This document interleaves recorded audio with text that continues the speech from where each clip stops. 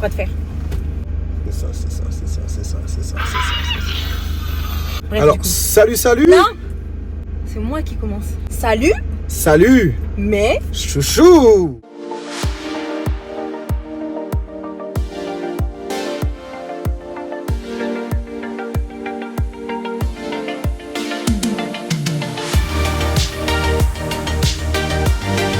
alors aujourd'hui on se retrouve pour une nouvelle vidéo, cette fois-ci avec Joe le magicien. qu'on appelle Joe. Joe. Voilà, Joe Attention, hein. c'est mon ami, c'est mon frère. Je suis sa grande sœur, c'est mon petit. Hein. Ouais. Oui. Ouais. Bah du coup c'est le premier épisode du nouveau concept que je lance qui s'appelle Raconte ta vie. Donc on est dans un endroit, là en l'occurrence dans une voiture et on raconte nos vies. Tout simplement, on se pose des questions, on raconte nos vies. On raconte nos vies, mais dans le bon sens, dans le sens où moi je pense que chacun d'entre nous devrait écouter ce qu'on a à dire, Voilà. parce qu'on n'est pas des trentenaires, on n'est pas des cinquantenaires, on n'a pas vécu tant que ça. Exactement. Mais en tout cas, on a vécu des choses et en tout cas on veut partager. Aussi, n'hésitez pas à liker, à commenter aussi s'il y a des expériences sur lesquelles vous vivez un peu la même chose, si vous avez traversé des trucs comme ça, des conseils pour mieux nous lancer, pour mieux nous faire et tout. N'hésitez pas dans l'espace de commentaires. En tout cas, c'est un débat, c'est une discussion, c'est posé. On a même des muffins. Voilà. Donc, enjoyez la vidéo. Moi, je te propose, tu t'assois, tu prends tes popcorn, tu mets ton plaid, tu regardes, tu prends ton jus, tu regardes tranquille. C'est vraiment vidéo posée. Tout simplement. Voilà. On commence. J'aurais pas mieux dire en fait, il a d'être ça. On commence. C'est parti! Faut sachez que, pour ceux qui ne me connaissent pas, je suis artiste. Artiste principalement basé au Bénin. Donc j'ai une communauté bénino-centrée, voilà, du coup je suis dans la chanson et voilà. C'est très bien justement d'avoir ce côté-là hors France, Ouais. je trouve, d'avoir une autre vision, peut-être d'autres spectateurs, qui donneront leur avis et qui ne sera pas du tout comme ceux qui sont en France et voilà. Donc je kiffe cette... Combien de fois on a dit voilà là? Faut que tu mettes un compteur. Sur ma propre vidéo. C'est comme ça qu'il me Non mais c'est on, j'ai dit on, j'ai pas dit tu. Excuse-moi, reprenons. On va se poser plusieurs questions qui vont pousser un peu à l'anecdote, tu vois. Voilà. Et moi je commence à te poser la question, est-ce que je peux me permettre, Athéa? Je te permets de me poser la question. Ma première question en tant que youtubeuse. Mhm. Quel est le moment où tu as hésité à te lancer sur YouTube? Genre, qu'est-ce qui t'a poussé à franchir le pas malgré les doutes? Et comment tu as surmonté la peur du jugement? On mettra la question ici. Ouais. Alors, moi, YouTube, déjà, faut savoir que c'était pas vraiment quelque chose que je comptais faire de base. Je l'ai fait parce que déjà, premièrement, on m'a beaucoup poussé. Ça, je l'ai déjà dit dans une de mes vidéos. Et je l'ai pas fait parce que j'avais pas le temps. J'étais en master, j'avais une alternance, d'ailleurs, avec lui. Louis Vuitton. Voilà. Bisous à tous les gars de Louis Vuitton des Champs. On est Gros ensemble. bisous. Mouah. Véronique, je t'aime. Bref, c'est vraiment ça en fait, j'avais vraiment pas le temps, le rythme il était trop intense et tout, donc YouTube c'était vraiment très loin dans ma tête. Et là j'ai fini tout ça et je me suis dit écoute, t'as le temps, t'as la motivation, t'as l'envie, t'as le contenu, qu'est-ce qui t'empêche de te lancer? Rien du tout. Donc je me suis lancée et concernant la peur du jugement, disons que j'avais pas vraiment peur d'être jugée parce qu'en soi j'ai été très spontanée. D'ailleurs ma première vidéo sur YouTube, je crois que j'ai déjà plein d'amis à moi, mais c'était la plus spontanée de ma vie, je pense vraiment. Je suis rentrée chez moi, je ne me suis jamais dit de la vie que j'allais me lancer sur YouTube, mais je me suis posée, je me suis dit, mais en fait là, pourquoi tu fais pas une vidéo genre? Et après, si elle est bien, poste là. Et du coup, j'ai fait ça, j'étais pas forcément apprêtée pour ça, que ce soit physiquement ou mentalement. Je me suis lancée et franchement, j'ai eu que des bons retours, donc ça m'a motivée à continuer et là, j'en suis là aujourd'hui. Tiens. Donc, merci pour ta question. C'est à moi de te poser une question... sur toi. C'est pas ChatGPT qui les a faites, hein. Non, ChatGPT, si tu vois la vidéo, c'est pas toi. Pourquoi ChatGPT alors qu'on a des cerveaux? Ouais, je te jure, frère. Joe. Pourquoi ChatGPT va faire les vidéos? Y a-t-il eu un événement ou un moment dans ta vie où tu t'es dit que là, t'as su que tu voulais être artiste, où tu t'es dit que là, vraiment, l'art et la musique, c'était ta voix, c'était la voix, genre? Moi, perso, je tiens à recontextualiser les choses.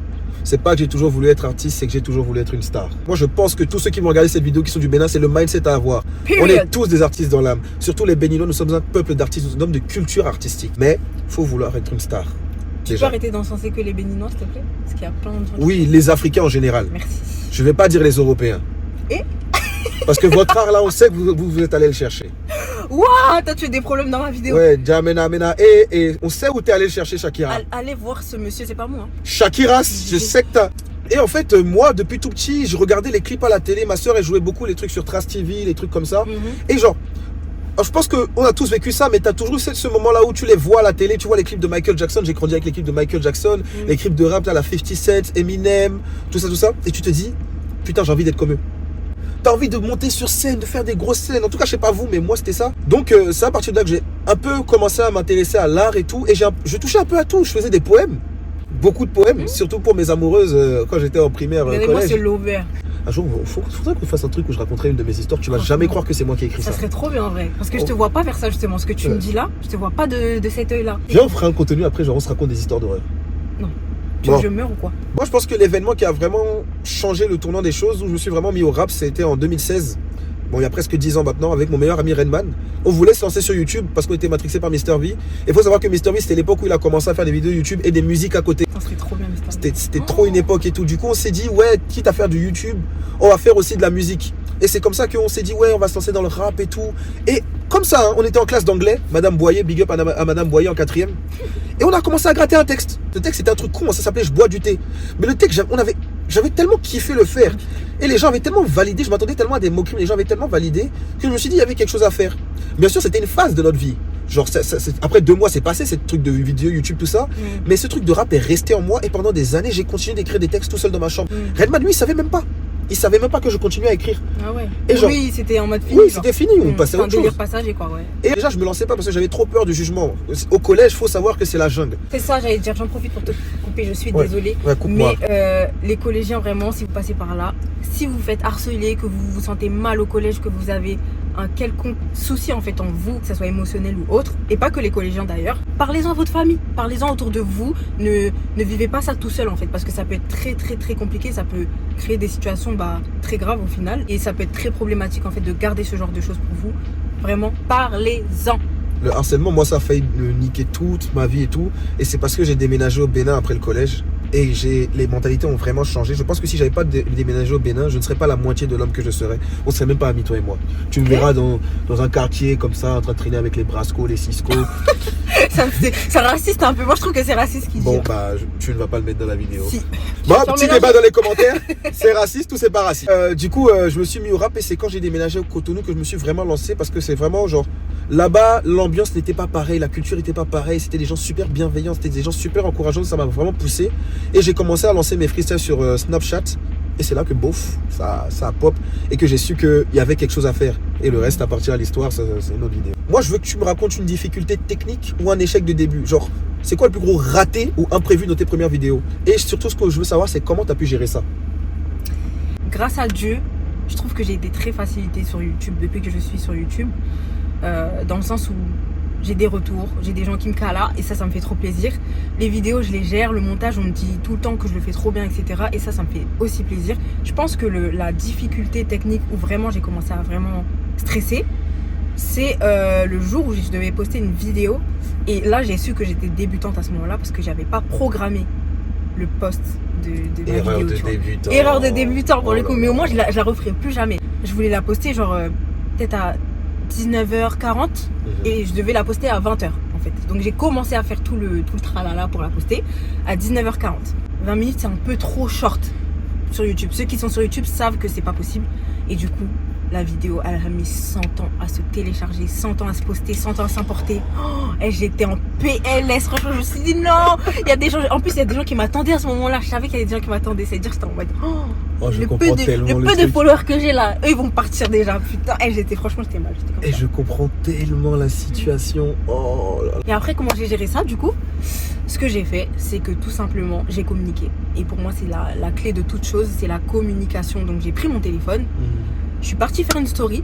Écoutez, là je suis en train d'essayer de poster ma vidéo et j'ai été très transparente avec tout le monde, tu vois, j'ai vraiment dit qu'il y avait un problème technique. Bon, très transparente, j'ai pas dit que c'était moi qui avais fait une erreur de débutant, etc. Mais j'ai dit clairement que ouais, c'est un problème technique et que j'ai mal géré et tout. Et du coup, les gens savaient que j'allais la poster 1 heure après et ça s'est mieux passé comme ça, tu vois. Donc je pense que c'est la plus grosse panique que j'ai eue, entre guillemets. Recommence plus jamais. D'accord.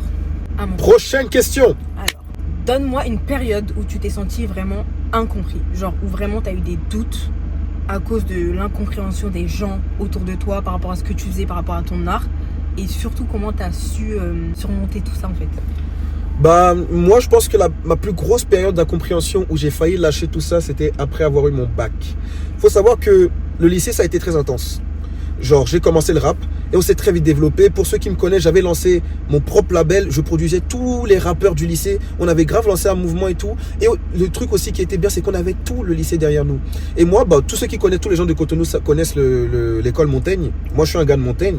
Et du coup, faut savoir que Montaigne, on est très soudés.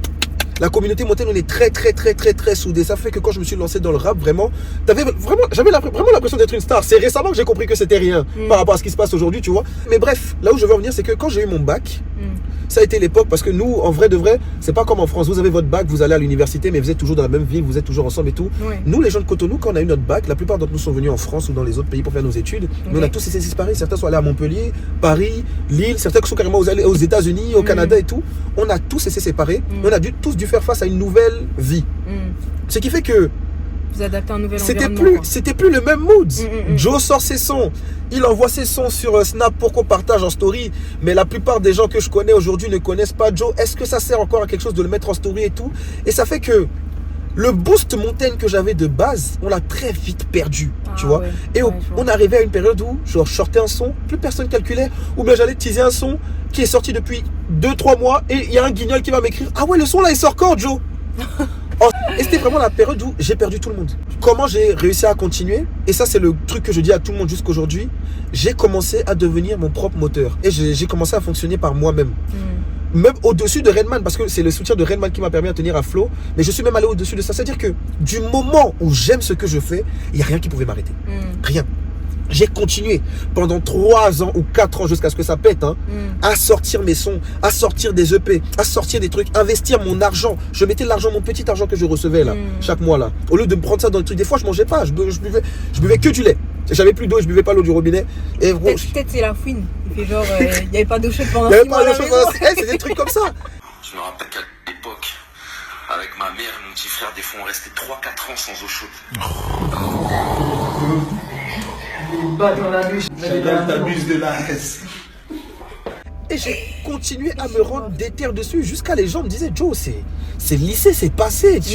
Et ben non, j'ai continué. La page et tout, mais non, j'ai continué.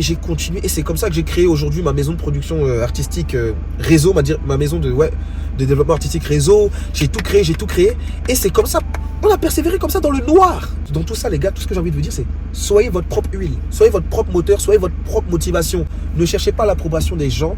Surtout quand vous commencez dans la musique, vous aurez l'approbation d'énormément de personnes parce que vous serez une nouveauté. Mais ces trucs-là, ça va s'épuiser si vous ne vous gérez pas bien. C'est ça. Et quand ça va s'épuiser, continuez quand même. Ça finira par prendre. Period. Prochaine question. Le premier moment où tu t'es senti vu sur YouTube. Genre, quel a été le premier retour positif au moment où tu as réalisé que ton travail, ça a commencé à prendre quoi, à porter ses fruits. En vrai, dès la première vidéo, justement, en fait, le nombre de retours que j'ai eu, le nombre de... C'est même pas forcément les likes, les vues, etc. Parce que YouTube, c'est extrêmement dur déjà à ce niveau-là. Mais c'est vraiment les retours que j'ai eu sur les autres réseaux sociaux, Insta, Snap, TikTok, etc. Ça m'a choqué, genre ça m'a dépassé dans le sens où je me suis dit: il y a toutes ces personnes-là qui croient en moi, toutes ces personnes-là qui sont derrière moi et qui vraiment ont apprécié ma personnalité, tu vois, ma vraie personnalité. Parce que déjà dans ma première vidéo, c'est vraiment moi, genre je joue aucun rôle et tout. Et donc j'ai kiffé le fait que les gens kiffent qui je suis en fait. Donc déjà à partir de cette vidéo-là, je me suis sentie vue.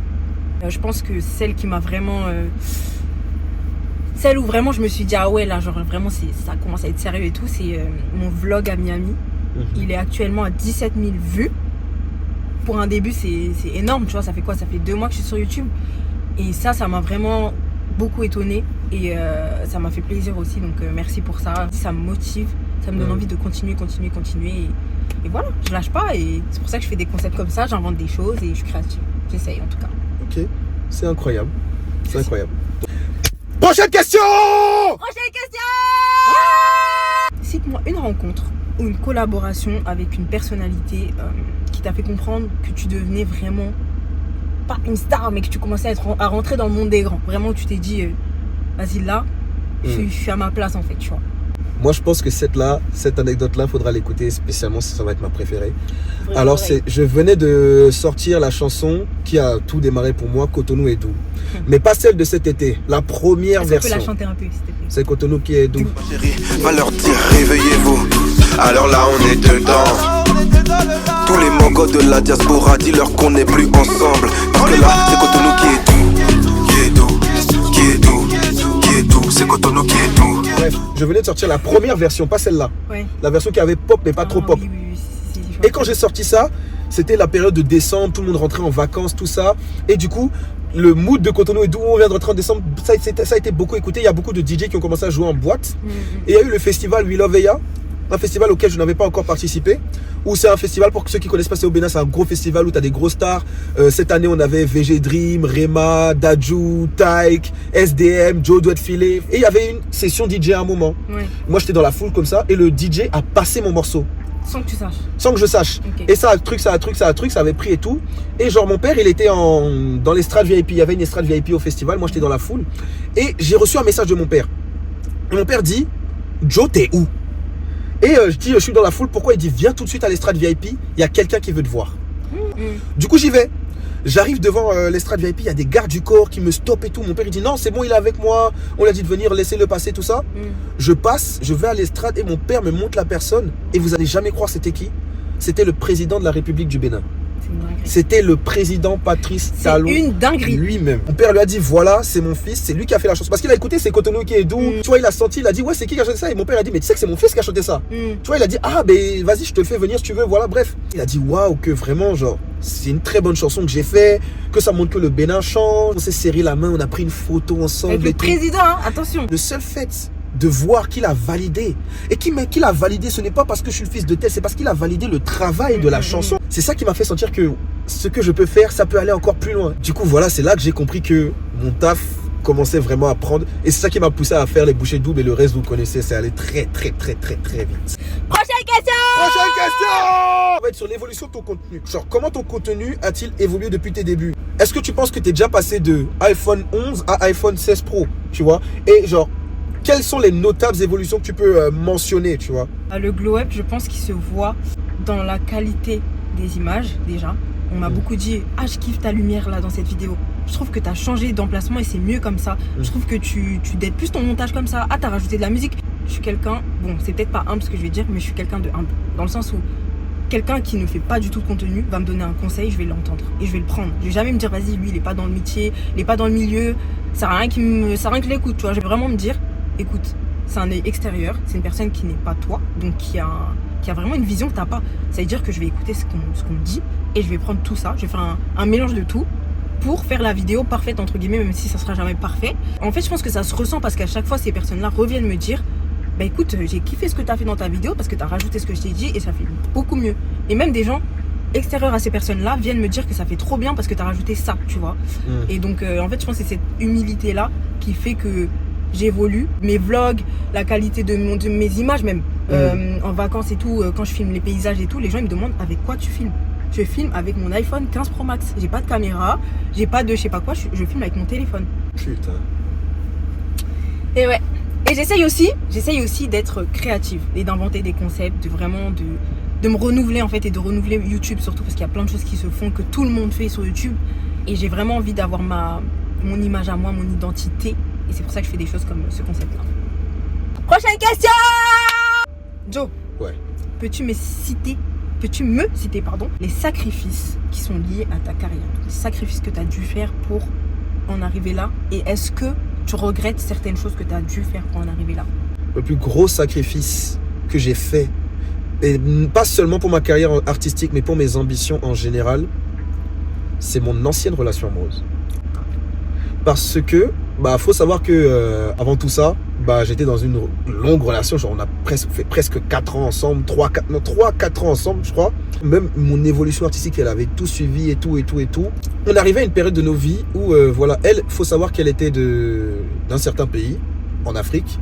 Et moi, comme vous savez, je viens du Bénin. Mais on s'est rencontrés en France. Et arrivé le moment où on a eu la discussion après nos études, toi et moi, ça devient sérieux.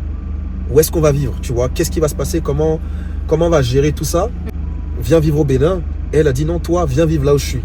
Et c'est là que le dilemme il s'est exposé. Et c'est un dilemme qu'on a eu pendant très longtemps, jusqu'à ce qu'on a eu une discussion fatale. Tout était carré, tout allait bien, genre. Sauf qu'on arrivait à la période du voilà, Joe, je te demande par amour, mais toutes mes ambitions sont là-bas, de faire ce sacrifice pour moi, viens vivre dans mon pays. Et moi, j'ai dit, bah, c'est mort. C'est juste à cause de mes projets, c'est juste à cause de mes ambitions et c'est juste à cause de ma vision de la vie. J'ai refusé de tout sacrifier pour suivre ce qui aurait pu être, peut-être, on ne sait pas, l'amour de ma vie. Il faut savoir que si j'ai sacrifié ça, les gars, je peux sacrifier n'importe quoi. Voilà. Wow. Franchement, c'est beau, c'est triste, c'est tristement beau. Là, sortez les mouchoirs, allez. Vraiment. Prochaine question. Donc, un moment où tu as douté de ta place sur YouTube. Est-ce qu'il y a eu des moments où tu t'es demandé si c'était vraiment ta place? Et genre, comment tu as réussi à rester motivé? J'ai l'assurance nécessaire pour faire ce que je fais, parce que je pense qu'il faut avoir un minimum d'assurance pour faire ça. Maintenant, c'est comme tout être humain, je me pose des questions. Je me remets en question surtout. Et en vrai, tout le temps, je me demande, est-ce que je fais les choses bien? Est-ce que vraiment j'aide les gens? Parce que c'est ça mon but, de conseiller les gens, d'informer les gens, de vraiment être une source d'information utile, genre pour les gens. Tu vois, pas que du divertissement, etc. Je trouve que c'est très important et je me demande tout le temps si je le fais. C'est pour ça que je vous demande tout le temps de me laisser des commentaires, de me faire des retours, même si c'est pas sur YouTube, sur les autres réseaux sociaux. Vraiment de me faire des retours pour que je puisse savoir où j'en suis, pour que je puisse savoir quoi faire. Surtout pour vous plaire, parce que je m'attache même aux gens que je connais pas. Tu vois, des gens qui me laissent des commentaires, qui sont trop mignons. Et je m'attache à vous en fait. Je vous aime vraiment. Je vous aime plus que Joe, genre. Je rigole. Même quand tu dis les stats, quand tu commences à penser stats, genre vues, likes, etc. Ça c'est mauvais, mais vraiment. Si vous vous lancez sur YouTube, ne calculez pas trop les stats parce que ça va tellement vous faire mal à la tête. Non, ça là c'est dangereux. Ça peut vous faire arrêter tout ce que vous faites. Donc ne regardez pas ça, avancez, faites ce que vous voulez et faites-le avec le cœur, avec la sincérité, c'est ça qui va marcher. J'espère, pour vous en tout cas et pour moi. Prochaine question. Prochaine question. Prochaine question. Prochaine question. Prochaine question. Prochaine question. Prochaine question. Qu'est-ce que ton art t'inspire et qu'est-ce qui t'inspire pour faire ton art aussi? Je pense que c'est un peu le cas de tous les béninois artistes qui sont sur la musique. Je suis béninois et fier de l'être. Tous ceux qui regardent cette vidéo, sachez que je suis béninois et je n'ai jamais été aussi fier de dire que je suis béninois. Vous plaît, ça suffit, monsieur, ça suffit. Enough. Monsieur, enough. Il faut savoir que le Bénin a une industrie artistique très jeune. Tu vois, très jeune dans le sens où elle n'est pas encore si développée que ça. Et c'est dommage parce que comme je disais tout à l'heure, nous sommes africains, nous sommes un peuple d'artistes. Plein d'inspirations artistiques sont venues de chez nous. Et en fait, j'ai été poussé par cette volonté de changer les choses.